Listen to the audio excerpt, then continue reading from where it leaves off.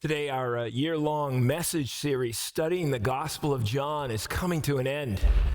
And in many ways, I'm sad about that. This has been an amazing series, and I've learned so much, and I know many of you have as well through this last year. And in the last few weeks, we have been looking at the crucifixion and the resurrection of Jesus, his post-resurrection appearances to his followers and others, which John records. And as we have been walking verse by verse and chapter by chapter through these last chapters, perhaps you've been thinking, this is Advent. Why are we talking about the crucifixion and the resurrection? Why are we talking about Jesus' appearances to his followers after he's come back to life? Why are we talking about that at a time when we are talking about and singing about the birth of Jesus almost 2,000 years ago? Well, it's because of what is represented in this symbol here of the manger and the star and the cross all together. For you see, that is why Jesus came. As we sang earlier in that great Christmas song, Hark the Herald Angels Sing, some of the segments that we sang was, he was born that men no more would die. In other words, that we might die physically, but we would not die spiritually, that we would never be separated from God for eternity because of what he has done for us on the cross if we will accept that in faith and receive him. That hymn said, born to raise the sons of earth, born to give them second birth, the resurrection. Jesus was born, and he came to earth on that very first Christmas so that you and I could live. He was born to go to the cross. He was born to be raised from the grave. He was born to appear to others in the world so that they would know who Jesus is and what he did and that he loves them. And he took on the consequences of their sin. Well, this morning, John 21 picks up the story where we left off last week.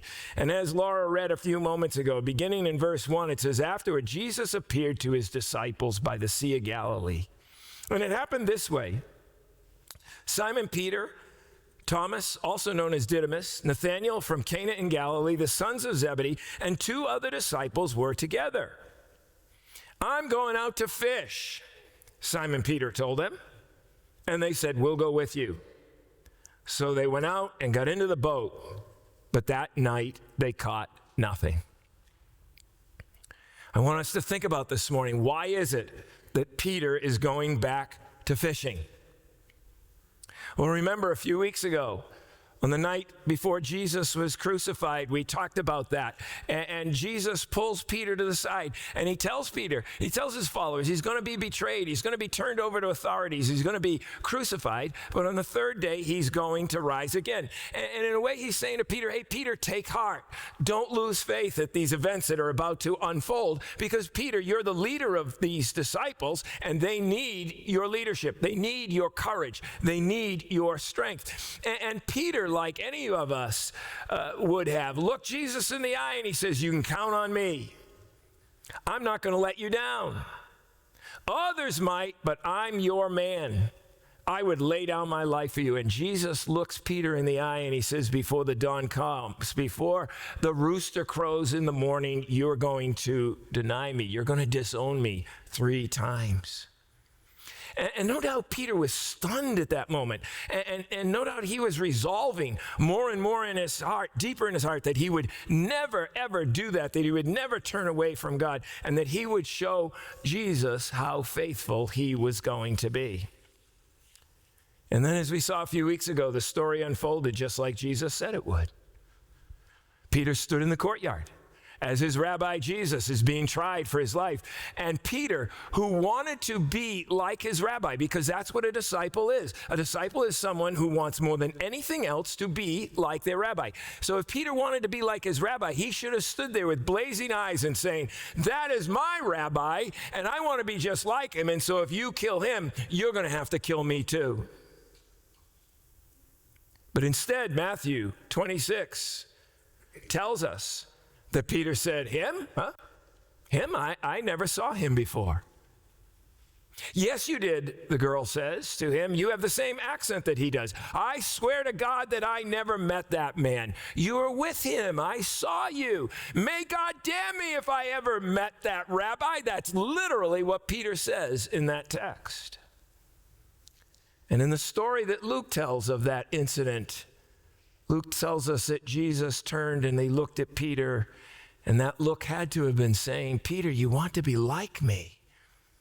What do you mean you don't know me? And at that moment, Peter knows that it's over. There's not a rabbi alive. There's not one who had died in his past who would have ever kept a disciple who swears in public that he did not know the rabbi. You can't be like your rabbi, and you can't be a disciple of a rabbi and want to be like him if you swear that you don't know him. And Peter knows it. And the Bible tells us that he went out and he wept bitterly. And that weeping bitterly isn't just because he let Jesus down. That weeping bitterly is because Peter knows that he threw it all away. He threw away his relationship with Jesus because of his sin. And he hangs around for the funeral. He's blown away by the resurrection. And then where is he? What does he do? He goes back to fishing. He does what happens in that culture of discipleship, that when a rabbi would say, hey, you're a good young man, you are faithful to God, go, but you're just not going to make it as a rabbi, so go back to the family business. That's what Peter, in a sense, is doing. He knows he didn't make the grade at being a disciple and following the rabbi. And so he says, let's go fishing. Got to make a living. Verses 4 through 14. Early in the morning, Jesus stood on the shore, but the disciples did not realize that it was Jesus. And he called out to them, friends, haven't you any fish? No, they answered. And he said, throw your net on the right side of the boat and you will find some. And when they did, they were unable to haul the net in because of the large number of fish. And then the disciple whom Jesus loved said to Peter, it is the Lord. And as soon as Simon Peter heard him say, it is the Lord, he wrapped his outer garment around him, for he had taken it off, and he jumped into the water. And the other disciples followed in the boat, towing the net full of fish, for they were not far from shore, about 100 yards. And when they landed, they saw a fire of burning coals there with fish on it and some bread. And Jesus said to them, bring some of the fish you've just caught. And so Simon Peter climbed back into the boat, dragged the net ashore, and it was full of large fish, 153. But even with so many, the net was not torn. And Jesus said, come and have breakfast. But none of the disciples dared ask him, who are you? They knew it was the Lord. And Jesus came and took bread and gave it to them, and he did the same with the fish. And this was now the third time that Jesus appeared to his disciples after he was raised from the dead. Now, I want to say to us this morning, there is a lot going on here that we don't understand when we read this in our cultural context and with our English eyes. Because we need to understand what's happening here. In order to do that, we've got to understand that there were two kinds of fishing that happened back then on the Sea of Galilee. There was a place on the Sea of Galilee that was the only place where people would fish for sardines in the lake, sardines being little fish. And it was an area where the water was a bit shallower, and there was a shelf there, and the water was warmer. It was some 5, 6, 7 degrees warmer because there were some hot springs that ran into the Sea of Galilee at that point. And for whatever reason, I'm not an ichthyologist, I don't know, but the sardines would come to that shallower place where the water was warmer. And they would come there at night. And so the fishermen would fish only for sardines at night. Now, in Bible times, the way they would fish for sardines is they would use a draw net that would capture the fish. And so what would happen is they wouldn't throw the net out off to the side. What they would do is one of the fishermen would take off their outer clothes. They would get into the water, and they would use a gill net to kind of drag the fish and draw them in and then drag them to the boat, or they would drag them to shore. And so this is what the disciples are doing, is they're out at night fishing for sardines. And John tells us that, and he tells us that Peter doesn't have his outer clothes on. Why? Because he's the guy who's in the water. Now understand that there's a second kind of fishing on the Sea of Galilee, and that happened in other parts of the lake where they would fish for tilapia, larger fish. And they fished for tilapia during the day, but never in that location. The tilapia were never in that location. And here in John 21, John tells us that it gets light that day, and the disciples look on the shore, and they see Jesus there on the beach, and he has a fire, and he's cooking fish on it, and they're wondering, is this the rabbi? And it is. And Jesus asks them, did you catch anything? And they say, no, we've been fishing all night. They're fishing in an area where you fish for sardines, not for tilapia. And Jesus says, try the other side. Now think about that for a moment. What is he saying? The other side. Obviously, the other side of the boat. And we got to ask ourselves, what kind of advice is that when the fish that are in that area where they're fishing need to be trapped with a draw net, not by casting a net out into the water from the boat like you do for tilapia that are never in that area anyway. And Jesus says, cast the net out on the other side. And they do, and the net is full of fish. What kind of fish? Large fish. Tilapia. How many fish? 153. Think about it. They get the wrong kind of fish with the wrong kind of net at the wrong time of day and in the wrong part of the lake. And it's a miracle. And you know, I've heard messages on this text before, and the person speaking will say, hey, when it comes to evangelism, you got to know the right place and use the right kind of bait to catch people. I don't think that's the point of this. I think the point of what Jesus is saying is, hey, fish. Just fish. Fish for people wherever you are by simply being like Jesus and loving them and caring for them. And the Holy Spirit of God will help fill the net.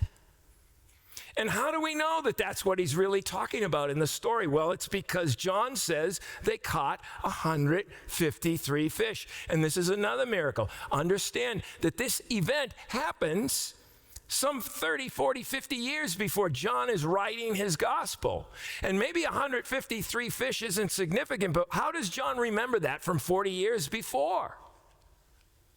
It's because in that day, some 40 years after this event, there's this Greek scholar who is a student of biology. He's an ichthyologist, and he's from that region of the world, and he figured it would be interesting to try to figure out how many different kinds of species of fish existed in the world.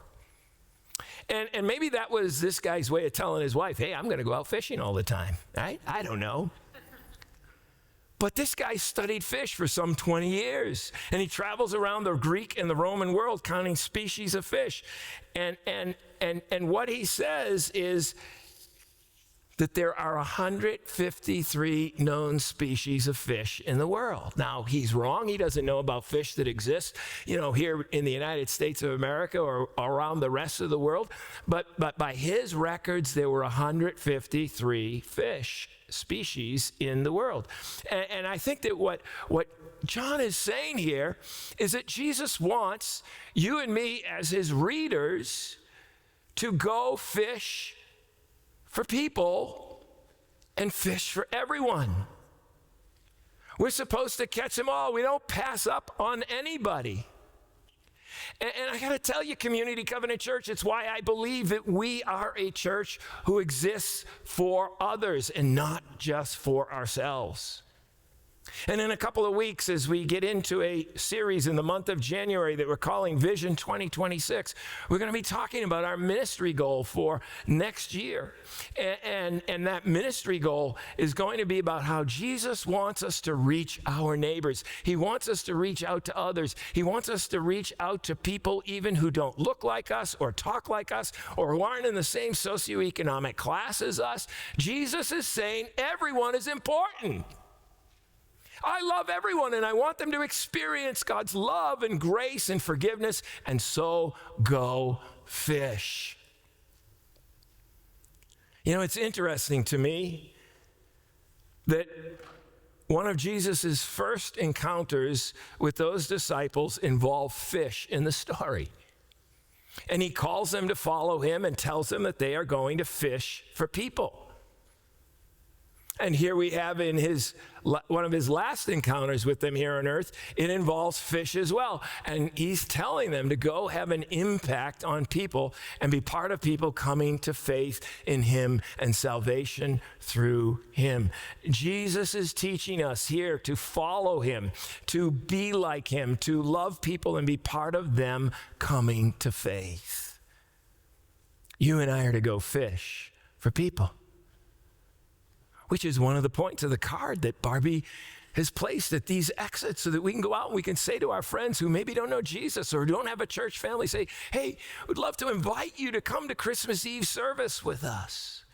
Because on Christmas Eve, they'll be able to hear about Jesus and the good news of his forgiveness of sin.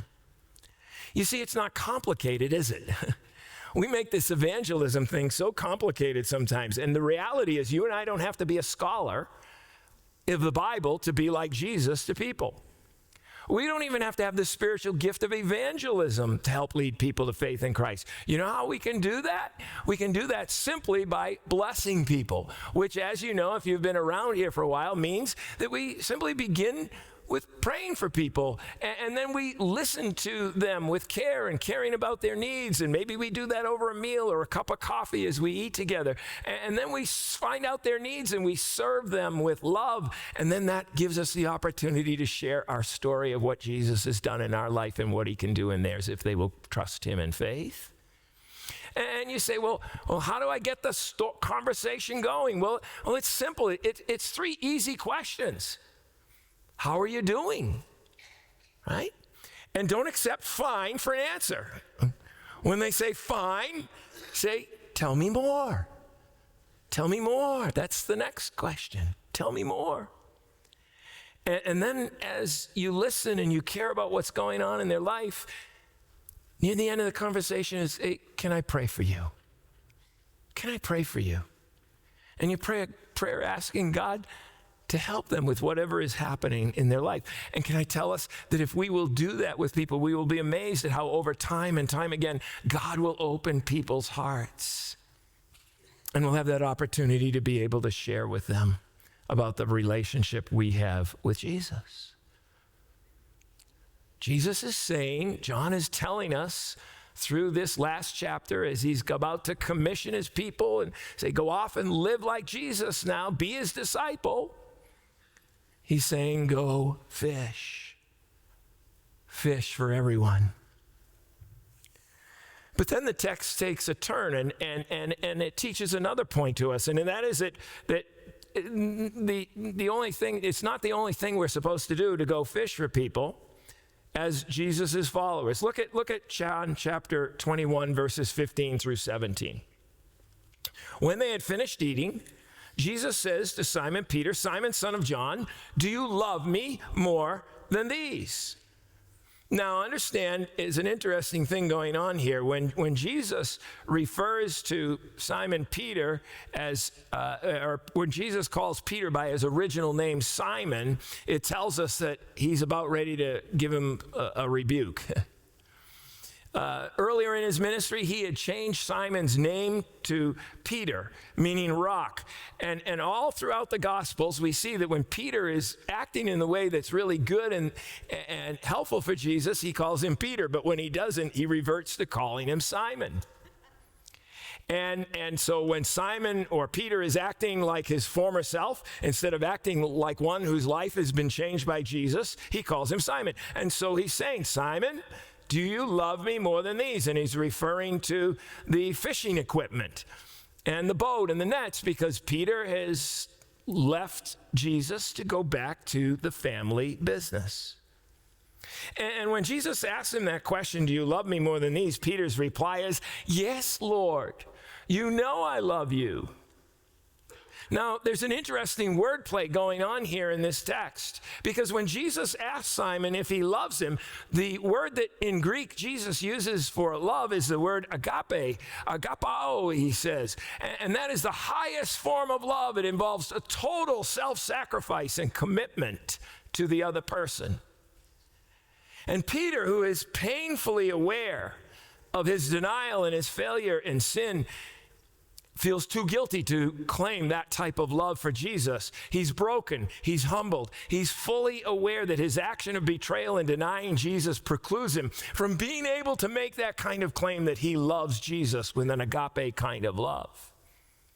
And so Peter answers by using the Greek word phileo, which is a brotherly love, a sign of affection. And accepting Peter's humble acknowledgement that his love is less than he's previously claimed and which Jesus deserved, Jesus ends up recommissioning him, and he graciously restores him back into ministry as his follower, as his disciple, by saying, "Feed my lambs." Feed my lambs. And that word feed in the Greek is a term that would refer to herdsmen pasturing and feeding their livestock. And the way Jesus uses that word, for those of you who are English teachers and know grammar, is in the present tense, meaning that it's a continuous action. In other words, he's saying, Peter, I don't want you going back to the fishing business for fish. I want you to be in the fishing business for people. I want you to be working with my people and helping them as well. Feed my sheep. Take care of my sheep, he's saying. And then Jesus asked Peter a second time in verse 16. Again, Jesus said, "Simon, son of John, do you love me?" And he answered, "Yes, Lord, you know that I love you." And Jesus said, "Take care of my sheep." And once again, Jesus is using the word agape, and Peter is unwilling to use that word, and he replies using the word phileo. And then Jesus says, "Take care of my sheep." And the word that he uses this time is an even greater word than what he's used before. And he expands Peter's responsibilities, as the word that he uses refers to the full scope of responsibilities that shepherds have in the oversight of their sheep. But Jesus is still not through with Peter. And he asks them the question a third time, which no doubt reminds Peter of what he had done that night when he betrayed Jesus 3 times. Verse 17, the third time, he said to him, "Simon, son of John, do you love me?" And Peter was hurt because Jesus asked him the third time, "Do you love me?" And he said, "Lord, you know all things. You know that I love you." And Jesus said, "Feed my sheep." Peter's hurt. He's grieving because of what he had done to Jesus. But it's interesting. This time, Jesus meets Peter where he is at in his relationship with Jesus. As this time, when Jesus asked Peter this third time, "Do you love me?" Jesus switches from the word agape to the word phileo. He meets Peter where he is. And all Peter can do is appeal even more strongly to Jesus, knowing everything and being omniscient. And he says, "Lord, you know all things. You know that I love you." And he uses that word phileo again. And Jesus says, "Feed my sheep." Come with me for a moment to the Jewish world of Jesus' day. Who feeds the sheep? A shepherd. Somebody said it. I heard somebody kind of whisper at you. Maybe we're afraid it was the wrong answer. A shepherd. And who is the ultimate shepherd of God's flock? It's Jesus. Right word, right? Everything in church, always Jesus, right? And so when Peter says, or when Jesus says to Peter, "Feed my sheep," what is he actually saying to Peter? He's saying, "Peter, be like me. Do what I do. Yes, you messed up and you weren't like me at all. Yes, you sinned, but Peter, I love you and I forgive you and I believe in you and I know what you can be. And so get back out there and do what I do. Get on with life as my follower and be like me. Get out there and tell people about me and get out there and work with my people, the church, because failure, Peter, is not final. And by God's grace, Peter is restored to ministry, and he has learned that he cannot do that and do the Christian life thing on his own strength. And we know that because of what he writes later in his letters to the church. And we know that his life from that point forward not only involves proclaiming the gospel, which is the point of the first part of John chapter 21, but also feeding the flock, or more literally, the people of Jesus Christ who have been entrusted under Peter's care, meaning that he is to embrace the body of Christ and he is to love God's people and care for them and help them grow in their relationship. Failure is not final. And he's saying, Peter, don't walk away. Don't walk away from your ministry to me. As I think about that, I think about the time in 1997 when I walked away from my call as a pastor in a church. We had served two really toxic and difficult church families, and I was pretty beat up. And I walked away and I said, Lord, I love you, but forget the church. And I have to admit that the word that I used wasn't forget.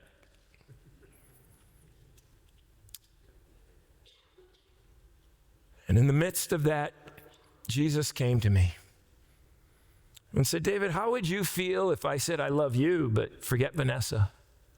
I don't want anything to do with Vanessa.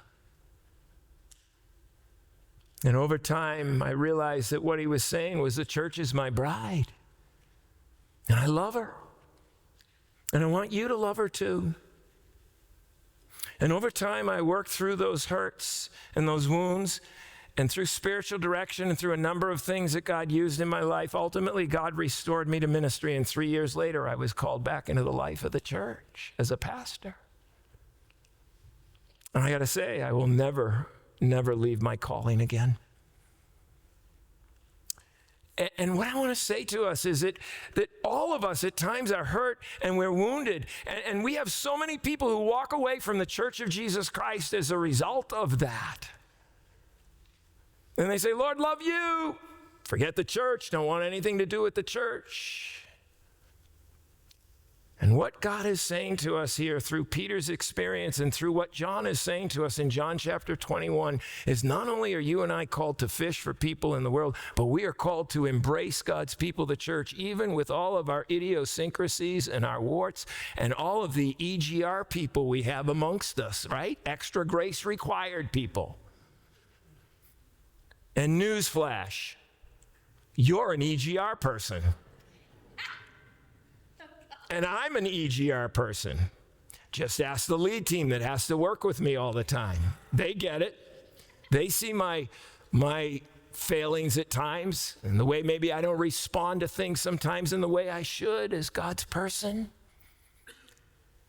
But we see that these images of fish and sheep speak to us today as we are not only to reach out to minister to the world around us and help lead people to faith in Christ, but we are to come alongside our fellow followers of Jesus and we are to help nurture them and care for them. Look at Hebrews 10, verses 23 through 25 as it comes up on the screen, where the writer of Hebrews says, let us hold tightly without wavering to the hope we affirm, for God can be trusted to keep his promise. So hold tightly to our faith. Don't walk away from it. But it isn't just us alone that's in that process. Look at what he says in verses 24 and 25. Let us think of ways to motivate one another to acts of love and good works. And let us not neglect our meeting together as some people do, but encourage one another, especially now that the day of his return is drawing near. Encourage one another. Encourage one another to live our faith. Encourage one another. One of 59 one another commands in the Bible. Did you know that? Did you know there are 59 one another commands in the Bible? And many of them have to do with us helping one another live the faith and stay true to our faith. Things like love one another, be devoted to one another, build up one another, admonish one another, bear one another's burdens, speak the truth in love to one another, teach one another, comfort one another, encourage one another, exhort one another, stir up, as we just read, one another to love and good works. We are to minister to others and help lead them to faith in Jesus, yes, but we are also to come alongside and help nurture our brothers and our sisters in Jesus Christ, whether it's in a small group, whether it's in a Sunday school class, whether it's in one-on-one times over coffee or a meal.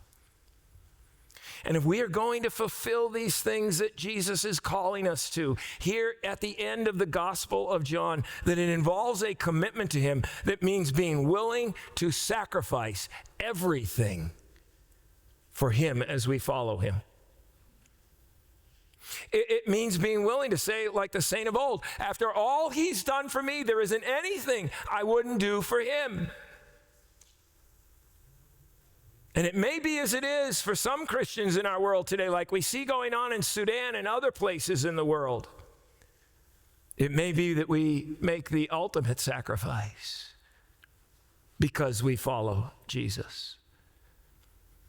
And that's what's going on here that Jesus tells Peter about in verses 18 and 19. Very truly, I tell you, he says, when you were younger, you dressed yourself and you went where you wanted. But when you're old, you will stretch out your hands and someone else will dress you and lead you where you do not want to go. And Jesus said this to indicate the kind of death by which Peter would glorify God. And we know from church history that Peter was crucified. And then Jesus said to him, follow me. Follow me. Follow me. In other words, as we have seen these last few years, what it means to be a follower of Jesus, what it means to be a disciple of him, it means we spend time with him. And as we do, we are increasingly becoming more like him. And then we do that so that we can more and more do what Jesus did in this world. As we become a winsome witness for Jesus by blessing people, and as we come alongside one another and encourage each other. And Jesus' prediction of Peter's martyrdom through crucifixion obviously prompts him to wonder about his friend John. And verses 20 through 22, it says, Peter turned and saw the disciple whom Jesus loved was following him. And this is the one who had leaned back against Jesus at the supper and had said, Lord, who's going to betray you? And this is how we know that it is John who writes this gospel, because he never refers to himself by name. And when Peter saw him, he said, Lord, what about him? What about him? And Jesus said, if I want him to remain alive until I return, what is that to you? You must follow me. And Jesus is saying, Peter, don't be worrying and wondering about John. Pay attention to your own devotion, your own duty, your own following of me. You must follow me. God wants us to focus on living our life, in other words, not on ourselves, but for God's glory and neighbor's good. And then John ends his gospel putting to rest some of the rumors that had been persisting about him, that he was going to live until Jesus returned. And he writes, because of this, the rumor spread among the believers that this disciple would not die. But Jesus did not say he would not die. He only said, if I want him to remain alive until I return, what is that to you? And this is a disciple who testifies to these things and who wrote them down. And we know that his testimony is true. Jesus did many other things as well. If every one of them were written down, I suppose that even the whole world would not have room for the books that would be written. What a glorious end to his gospel. And as we think about that, as we think about all that you and I have studied and learned this last year through the Gospel of John, we see this last exhortation to us is follow Jesus. You must follow me, he says. And so in this last message on the Gospel of John, I want to end by asking us, have you decided to follow Jesus? Have you decided to follow Jesus? If you haven't, I want to encourage you to believe in him and who he is and what he came to earth to do. As he came to earth to be born as a baby in a stable at Bethlehem, and he came to earth because he was born to die so that we could have life, so that we could have a second birth, the birth of salvation, the birth of forgiveness of sin, so that we could be born again, as we saw earlier in John chapter 3. And I encourage you today, if you've never made that decision, if you've never asked Jesus to forgive you and to be in your life and to help you to live for him, can I encourage you, let this be the day of salvation for you. And in these next moments, as we celebrate our response time and we sing our closing song, may this be the moment for you where you make things right with Jesus. And if you are a follower of Jesus, then what's next for us? If you've already made that commitment, can I say as we conclude this gospel that Jesus wants us to be his follower and not just his fan? And so I would ask you, have you decided to follow Jesus? Are you a follower of Jesus, or are you simply a fan? Because Jesus never wanted fans. He wants followers. And there's a big difference between the two. For you see, fans are comfortable. Followers are committed. Fans are consumers. Followers are contributors. Fans sit in the stands while followers get in the game. Fans are spectators, while followers are participators. Fans are part-time. Followers are full-time. Fans follow the crowd. Followers follow Christ. Fans only listen to the word while followers practice the word. Fans live by their feelings, but followers live by faith. Fans only want blessings. Followers embrace burdens. Fans only want to wear a crown or wear a cross. But followers carry the cross. As we conclude our study of the Gospel of John, I would ask, have you decided to be a follower of Jesus Christ?